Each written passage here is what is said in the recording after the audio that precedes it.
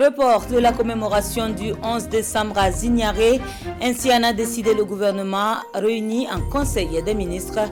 Décision majeure en sus de la prorogation de la coupure de l'Internet mobile pour 96 heures supplémentaires. Nous aurons la substance des grands dossiers évoqués en ouverture d'édition. Appel à la solidarité et à l'unité, le message résonne en écho à travers le pays. Des politiques coutumiers en passant par les acteurs du secteur du développement, tous ont donné de la voix sur la situation nationale.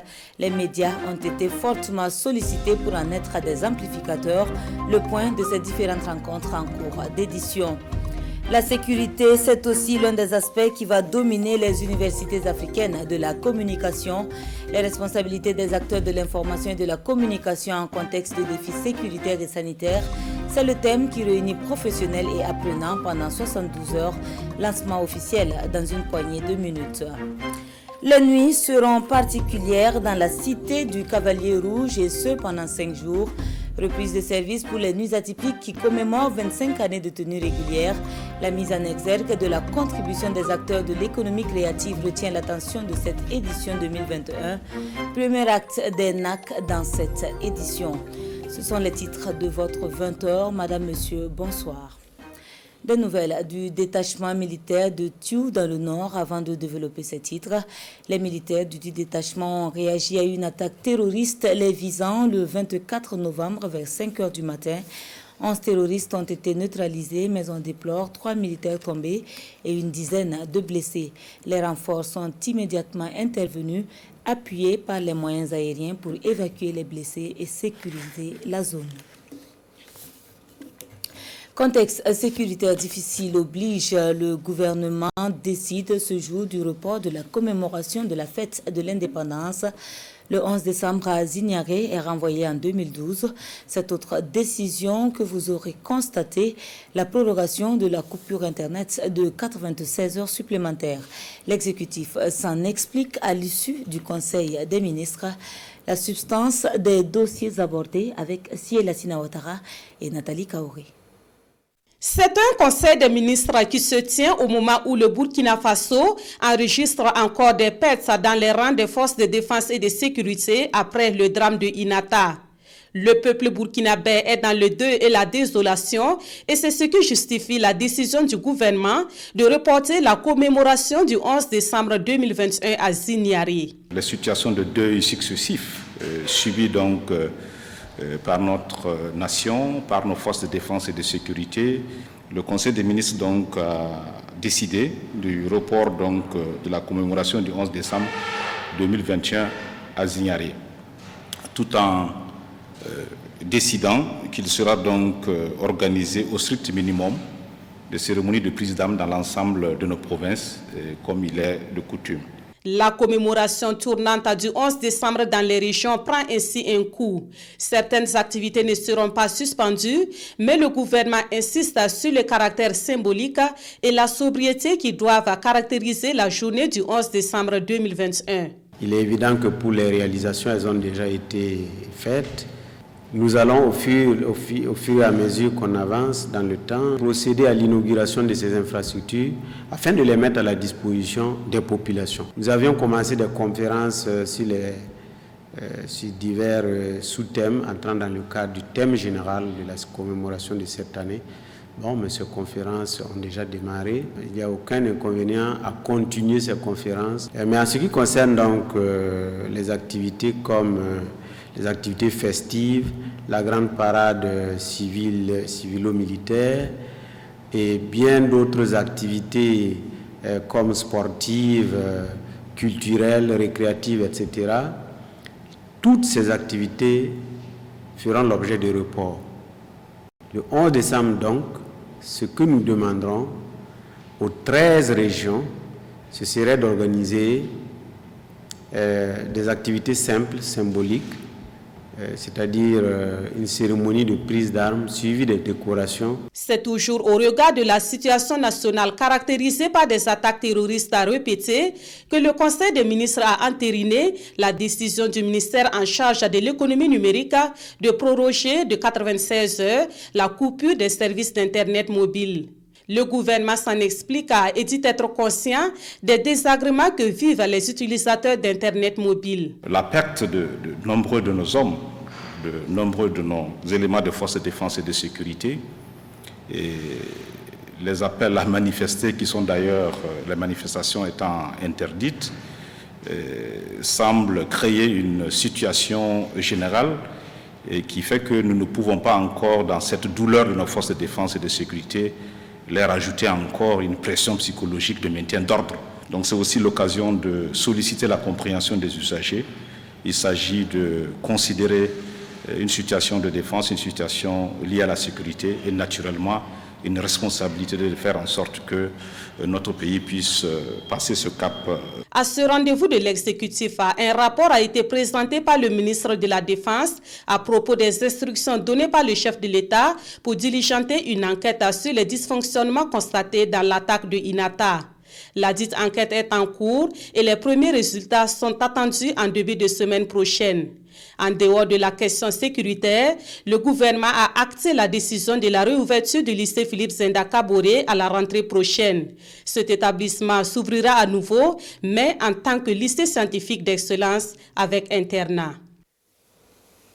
Voilà, le 11 décembre 2021, repoussé en 2022, conformément à la décision prise en Conseil des ministres.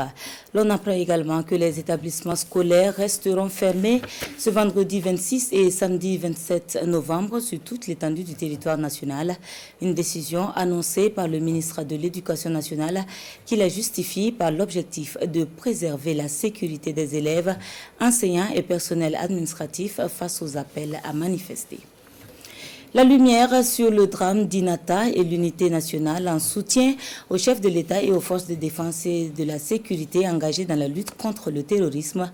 La substance de la conférence de presse animée ce 25 novembre par l'Alliance des partis et formations politiques de la majorité. La PMP insiste sur la nécessité de taire les divergences de vues et à se préoccuper de la riposte efficace contre l'ennemi. Salif Belem et Mounira Kiri. L'Alliance des partis et formations politiques de la majorité présidentielle appelle à une union sacrée autour des forces de défense et de sécurité et du président du Faso pour vaincre l'hydre terroriste. La PMP s'indigne tout de même et s'interroge sur le drame d'Inata. Elle exige toute la lumière sur ce grave manquement. À la suite des mesures prises par le chef de l'État, la PMP invite l'Assemblée nationale à ouvrir une enquête parlementaire sur l'état général de la sécurité du territoire national avec une évaluation terrain de la mise en œuvre de la loi de programmation militaire. Interpellée sur les multiples demandes à la démission du chef de l'État, la PMP crie à la manipulation et juge inopportune la marche annoncée pour le 27 novembre prochain. Pas dans un contexte vraiment d'insécurité aggravée que tout le monde dénonce, qu'on devrait entreprendre des marches dont on ne voit véritablement pas la plateforme, étant entendu que ceux qui appellent à marcher, en tout cas de notre point de vue, ce sont des regroupements divers, des regroupements qui sont de façon éparse et qui ne pose pas, dans le cadre institutionnel et démocratique, une plateforme revendicative à laquelle le gouvernement n'aurait pas pu donner une suite. Sur la suspension de l'Internet mobile, l'Alliance dit être consciente de l'ampleur des désagréments. Selon elle, la mesure est motivée par le maintien de l'équilibre de la société. La diffusion intentionnelle de fausses rumeurs, d'informations ordurières pour susciter à dessein des réactions. Ça aussi, nous le constatons tous. Je n'invente rien.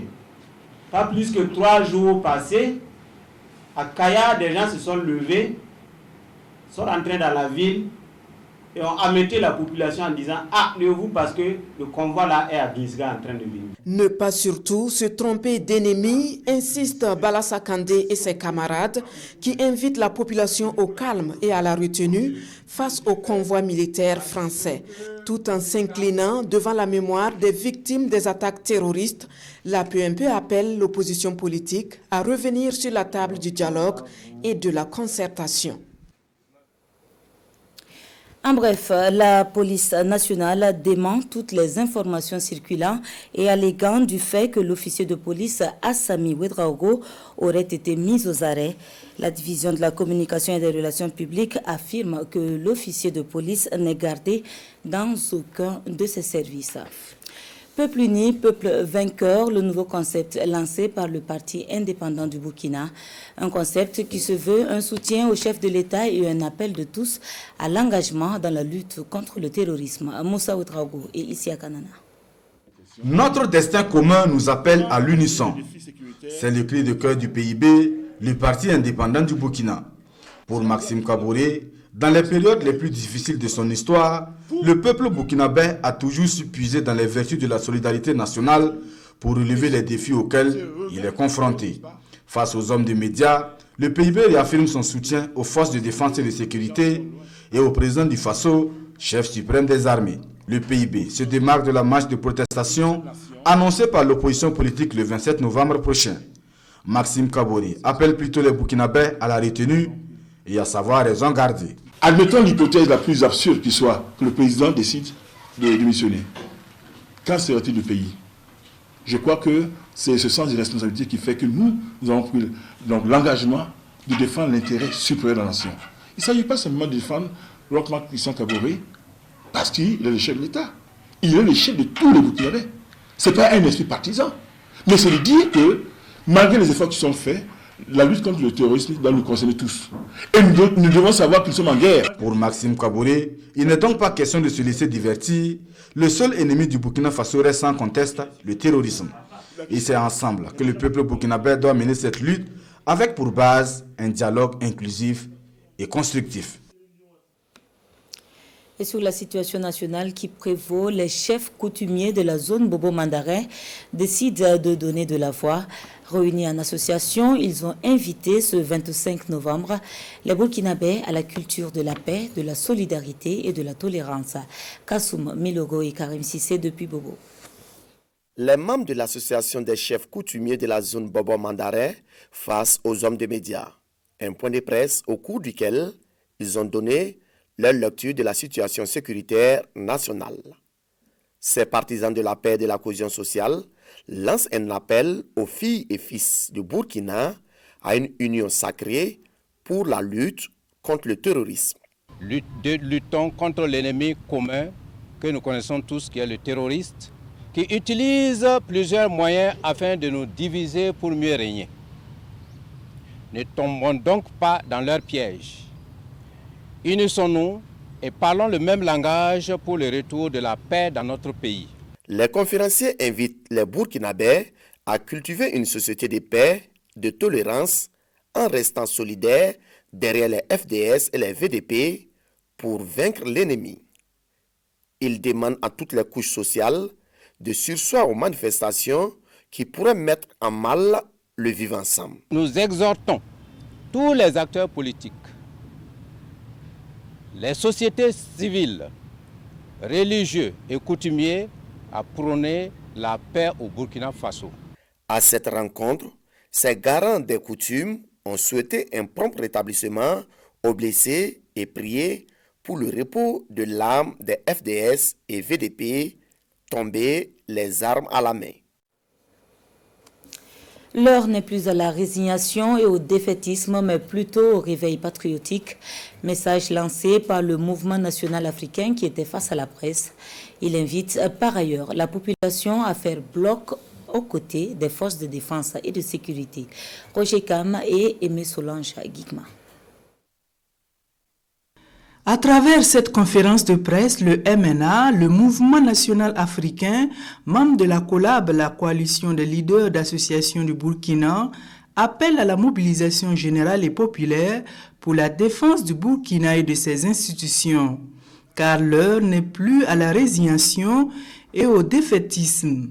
Nous appelons le président du Faso, chef suprême des armées et la hiérarchie militaire à mettre tout en œuvre pour que les citoyens des villes et des campagnes disposent d'une organisation à la hauteur de l'enjeu sécuritaire auquel notre pays fait face. Des accords de coopération militaire avec la France, le Mouvement national africain, en parle également à cette conférence. Il demande à l'État de rendre publics ces accords et de les revoir.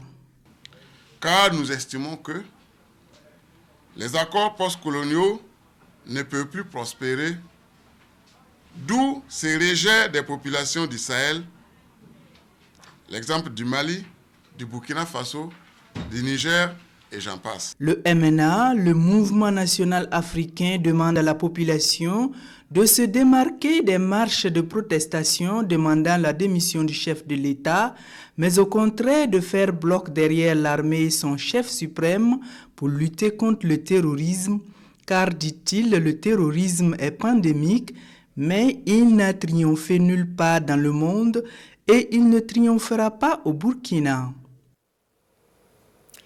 Éviter de faire des milieux scolaires des bases arrières de mobilisation pour les politiciens. C'est le message de la Fédération estudiantine et scolaire pour l'intégrité du Burkina. La FECIBF appelle les scolaires et étudiants à plus de vigilance et se démarque de la marche du 27 novembre. Le commentaire de Olopoda. Les milieux scolaires et estudiantins sont devenus des bases arrières des politiciens quand il s'agit de mobilisation.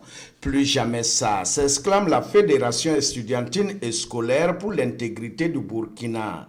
Ces élèves et étudiants sonnent l'alarme contre toute manipulation politique et appellent tous les groupements politiques et mouvements de la société civile à regarder à distance les écoles, les universités et les cités universitaires. Nous avons assez de personnes que nous connaissons qui rentrent dans nos campus et cités universitaires, tenter de convaincre, même dans les lycées. Vous avez vu, les écoles qui sont fermées. À Bobo, nous étions là-bas, nous avons vu des personnes qui viennent des stations d'essence et qui mettent des carburants pleins dans les motos des élèves et des étudiants pour qu'ils fassent sortir les camarades d'élèves de la ville. Et ils les donnent des pains, ils les donnent des sommes de 1000 francs ou 2000 francs de parcourir la ville qui ne vont pas mourir de faim. Et ils demandent aux gens de demander la libération de Djibril Djendjeri. Mais nous connaissons toutes ces personnes-là. Pour nous, quand ça devient comme ça, trop c'est trop. Notre cité, nos campus, nos écoles ne sont pas des arènes politiques. Donc il faut gérer leurs ambitions politiques ailleurs. Les attaques terroristes ont ébranlé l'équilibre du vivre ensemble et il est temps, selon la FECIBF, que le peuple burkinabé fasse montre de solidarité et de fraternité et s'organise pour former blocus contre l'avancée des leaders terroristes. Pour nous, il n'y aura pas un messie qui viendra nous offrir l'Eldorado et restaurer notre intégrité territoriale. Le devoir appelle dès lors chaque acteur, chaque citoyen, en particulier les politiques, à travailler dans un cadre idéal et uni afin de redonner l'espoir tant attendu. La FECIBF émet des réserves quant à sa participation à la marche du 27 novembre prochain. Au stade actuel, l'unité et la cohésion sociale selon cette fédération ne sont plus au rendez-vous. Il ne faut donc pas poser des actes qui permettront à l'ennemi de gagner un champ libre d'action, conclut la FECIBF. Faire prévaloir le dialogue pour une sortie de crise, c'est la recommandation du syndicat national des commerçants du Burkina. Un syndicat qui était face à la presse ce 25 novembre, comme nous le relatent Moussa Ouedraogo et Mariama Tamboura. La situation nationale interpelle le SNACOMBE, le syndicat national des commerçants du Burkina. Par voie de presse, le syndicat propose une batterie de mesures pour éviter ce qu'il appelle le chaos économique et social. Dans ces temps de preuve que traverse notre nation, ainsi que l'ensemble des Burkinabés de la diaspora, nous demandons aux autorités la suspension temporaire des activités culturelles et de loisirs. C'est l'occasion pour nous de lancer un appel solennel au chef de l'État de procéder à un changement radical au sein du gouvernement, ainsi que les différentes instances dirigeantes Dans sa déclaration, le Sinakombé dit également se démarquer de la marche du 27 novembre prochain et appelle l'ensemble des Burkinabés à une prise de conscience collective. Nous invitons l'ensemble des acteurs politiques, religieux et de la société civile à la table du dialogue social afin d'éviter l'effondrement des acquis du monde économique. Roch Donatien Nagalo et ses camarades interpellent aussi leurs membres à travers les régions et provinces à ne ménager aucun effort pour contribuer au renforcement de la cohésion sociale. Autre lieu, même son de cloche pour le réseau des syndicats et associations des commerçants pour le développement du secteur privé. Le moment est inapproprié pour des marches de protestation. Il appelle plutôt les populations à s'en démarquer. Nangbakuda et Olopoda. Le réseau des syndicats et associations des commerçants pour le développement du secteur privé se démarque de la marche annoncée pour le 27 novembre prochain. Vu le contexte sécuritaire difficile, ces commerçants estiment que les marches de protestation ne sont pas des solutions. Il faut plutôt un sursaut patriotique. Pour ce faire, les conférenciers lancent un appel à l'union autour du chef de l'État et des forces de défense et de sécurité pour lutter contre le terrorisme. Aujourd'hui, c'est un peu dur, c'est un peu compliqué. Si tu ne viens pas au marché, qui va te donner à manger? Parce que du moment que le marché ferme, là, vous allez voir qu'il y a des centaines de millions qui vont souffrir beaucoup. Nous rappelons aussi les chefs coutumiers et religieux de se regrouper dans les lieux de culte le vendredi afin que nous puissions prier ensemble et implorer Dieu et nos ancêtres de nous venir en aide pour qu'il y ait la stabilité et la paix dans notre cher pays. Le réseau des syndicats et associations des commerçants prévoit dans les prochains jours une assemblée générale et envisage multiplier des concertations pour prêcher la cohésion sociale et la paix pour un Burkina debout contre ses ennemis. Quant aux femmes du secteur informel, à travers leur coordination, elles appellent leurs membres à se démarquer de toute velléité susceptible de créer un désordre à même d'impacter leurs activités. Kwala Nebié et Maxime Zongo.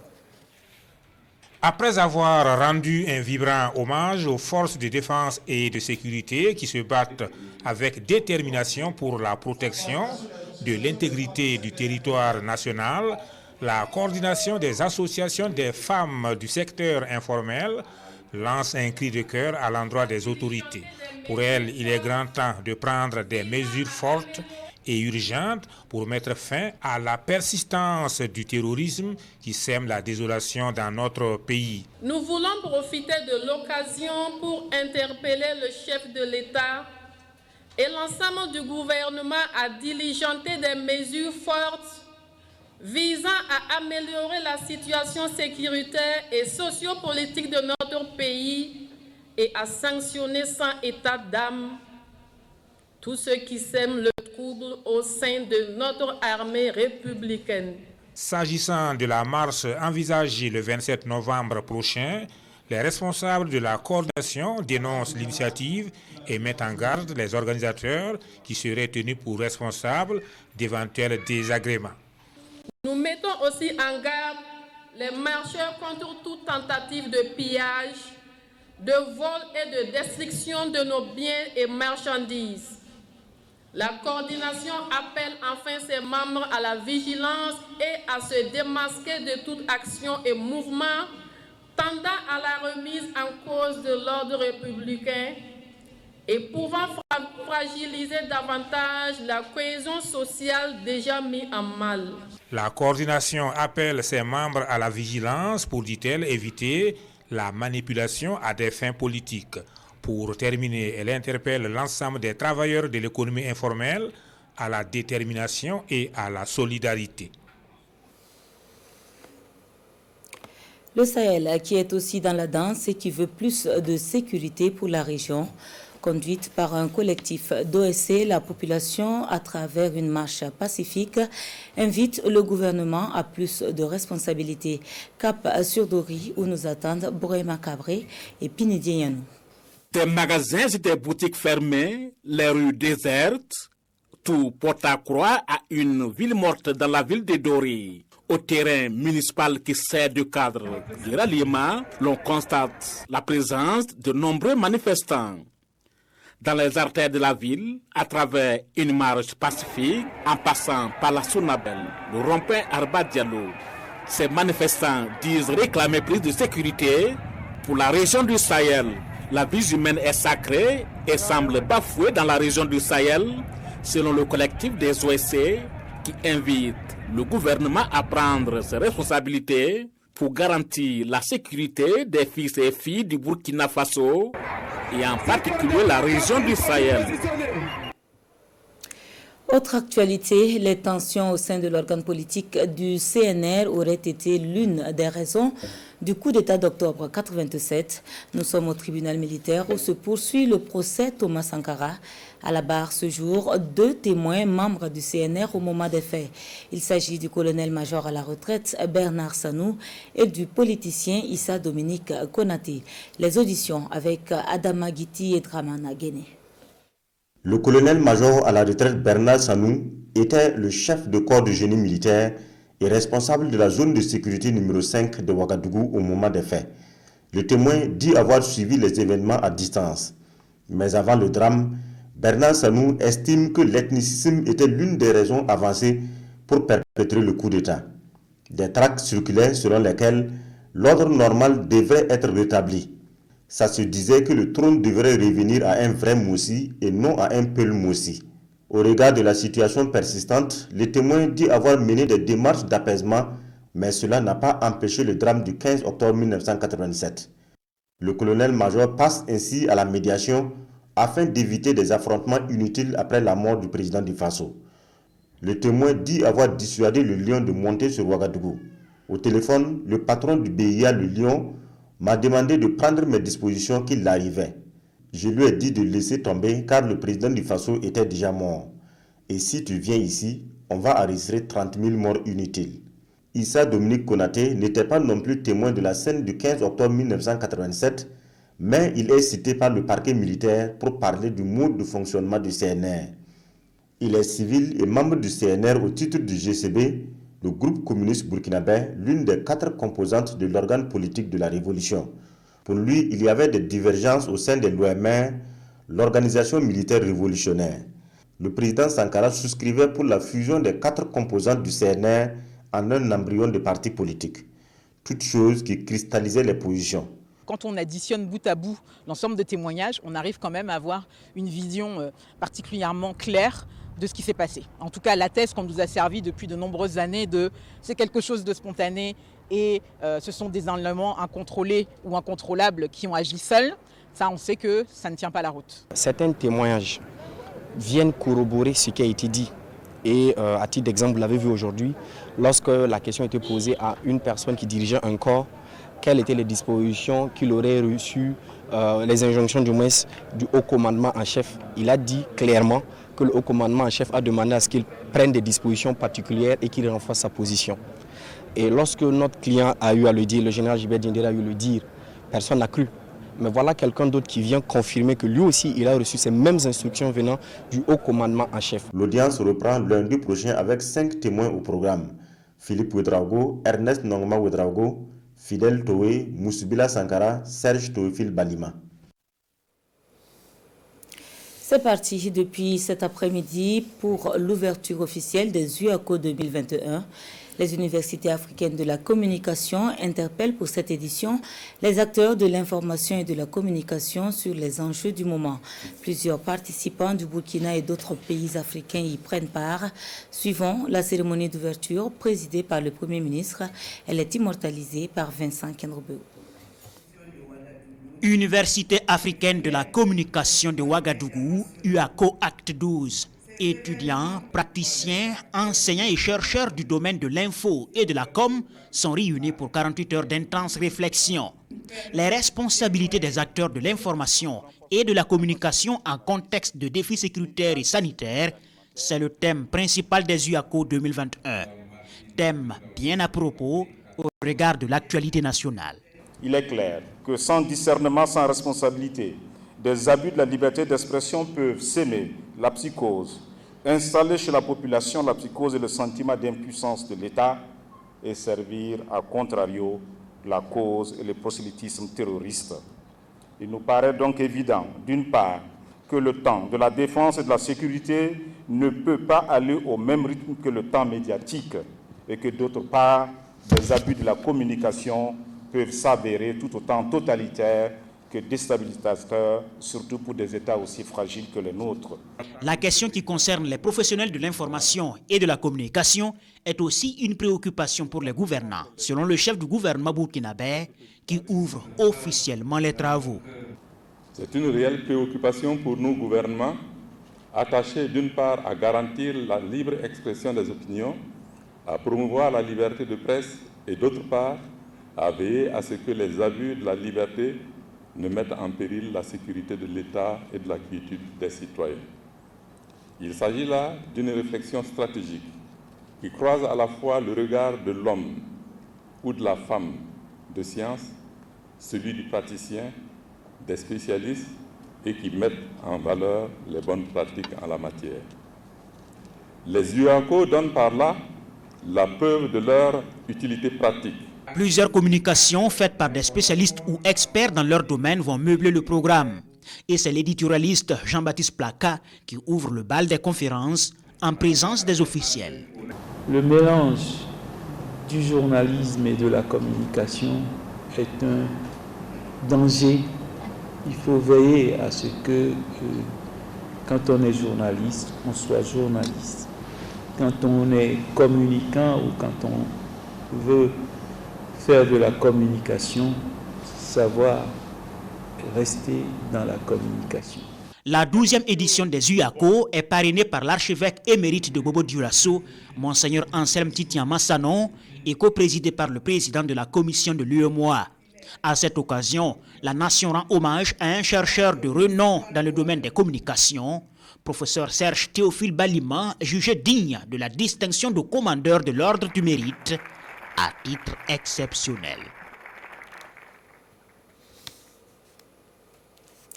Dans le registre santé, la lutte contre le VIH-Sida se poursuit au travers de la journée mondiale à elle dédiée. Une journée qui nous rappelle chaque année l'impérieuse nécessité de se prémunir contre le mal. Ce 23 novembre à Léo, dans la Sicile, une campagne de sensibilisation a été lancée. À cet effet, une caravane va sillonner les différentes communes de la région du Centre-Ouest.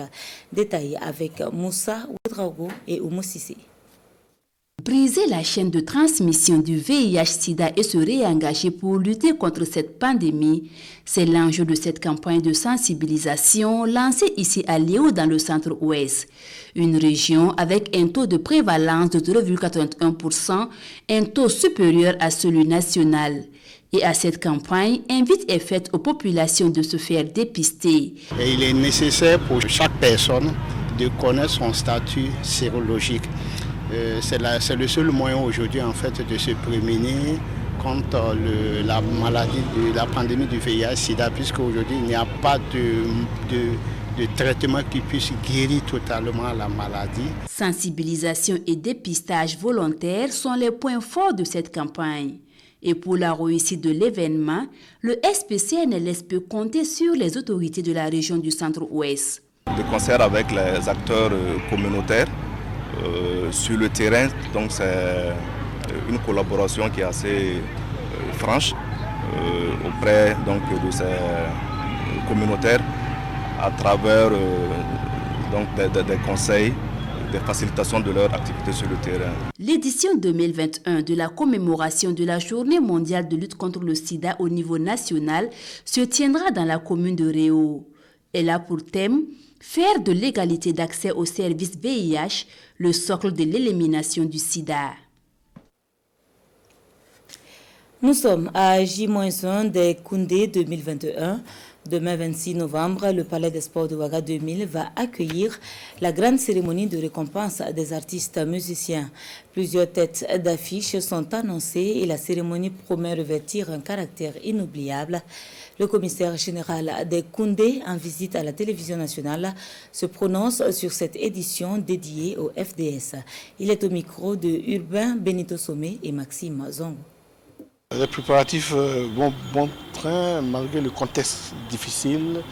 Il faut reconnaître que ces Koundé-là sont assez particuliers parce que ça fait déjà 2 ans qu'on les prépare. La première fois, c'était pour des raisons de Covid, des raisons sanitaires. Et après, voilà, on est rentré jusqu'à aujourd'hui. Et puis, c'est pas évident à cause du contexte, mais on les met sous le signe, sous le thème aujourd'hui de la résistance et de la résilience parce que c'était un rendez-vous, un engagement qu'on a pris avec les artistes musiciens du Burkina et le monde du show business pour tenir quand même l'événement. Comme je l'ai dit, ça fait 2 ans qu'on essaie de tenir en vain et je pense que, Inch'Allah, ça devrait pouvoir se tenir et c'est une manière de montrer que le Burkina reste résistant et surtout résilient et on s'engage dans la même veine que le FESPACO qui vient de se tenir et en même temps le Tour du Faso et pour envoyer un signal à l'international que malgré tout ce qu'on dit, malgré tout ce qui se passe, on reste debout. En tout cas, les artistes africains, de façon générale, sont déjà là pour se mêler aux artistes burkinabés pour célébrer la musique parce que comme j'ai dit, c'est un engagement que nous avons pris vis-à-vis d'eux et des partenaires et autres. Ça vient du Congo, ça vient de la sous-région de la Côte d'Ivoire, ça vient même de la France et je pense que tout le monde est là à 99% parce qu'il y a d'autres qui arrivent. Oui, mais des noms. Des noms, vous avez le général Def Matoumouna Defao qui est assez connu pour remémorer quelques souvenirs. Vous avez Thierry Cam qui arrive, vous avez M.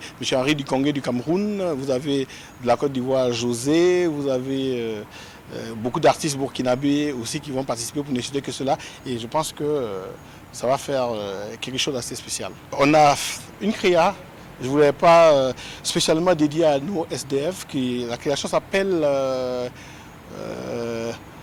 Force et honneur au drapeau. Grandeur et honneur au drapeau pour louer le sacrifice qu'ils font pour préserver notre pays. C'est pas facile, on sait que le contexte est difficile, mais c'est dans ce sens-là. Le Burkina doit rester debout, comme j'ai dit, résistant, résilient, on reste toujours debout. Donc on a fait une créa que les téléspectateurs et les invités auront du plaisir à voir pour rendre honneur et hommage à nos forces de défense. 25 années de tenue régulière pour les nuits atypiques de Koudougou. La 26e édition, ouverte ce 24 novembre, se penche sur l'économie créative et le développement local. L'édition 2021 marque également un passage à une nouvelle étape dans la vie de l'événement. Ambiance d'une première nuit avec Paul-David Bambara et Sekou Zongo. De la concentration, de l'adresse et de l'habileté. Une acrobatie chinoise exécutée par un Burkinabé qui fait voyager la culture asiatique. Là, une prestation des Cavaliers Rouges de Nadiela. Bienvenue sur la scène de la 26e édition des NAC, les Nuits atypiques de Koudougou. Un festival sans discontinuer qui dure depuis plus d'un quart de siècle, mais pour 2021, c'est l'édition de la maturité, mais surtout le point de départ vers d'autres défis. Il y a beaucoup de changements, surtout au niveau du contenu même de l'activité. Si vous voyez les artistes, nous avons programmé des artistes qui vivent de leur art. Tous ceux qui vont venir jouer ici, ce sont des gens qui nous font autre chose que ce que vous allez voir sur cette scène. Et nous allons continuer comme ça pour surtout montrer à la jeune génération, ceux qui veulent s'engager dans la musique, qu'on peut en vivre si on peut faire comme ceux qui vont passer sur la scène, peut-être mieux même un jour. Voilà donc l'esprit des Nuits atypiques de Koudougou cette année. De grands noms de la musique burkinabé et africaine comme Nana Bibata, Kaya Woto, Bila Kakura, MC One et Sidiki Diabaté sont attendus à ce rendez-vous. Les NAC 2021, ce sont en gros 12 groupes artistiques sur la grande scène, le village atypique, un espace gastronomique, l'espace pour enfants ou Kombizaka, un ensemble de rendez-vous artistiques pour mettre en exergue la contribution de l'économie créative dans le développement endogène. Si jamais nous laissons tout tomber, vraiment ceux qui nous attaquent, ça fera leur bonheur. Nous nous sommes dit, les nuits atypiques peuvent aider aussi à rester debout, à dire à ceux qui nous attaquent que quel que soit ce qu'ils feront, nous serons toujours debout pour les contrecarrer. Nous accompagnons ces initiatives, mais nous ne sommes pas éternels. Nous souhaitons que la jeune génération prenne le relais pour garder haut le drapeau du Burkina.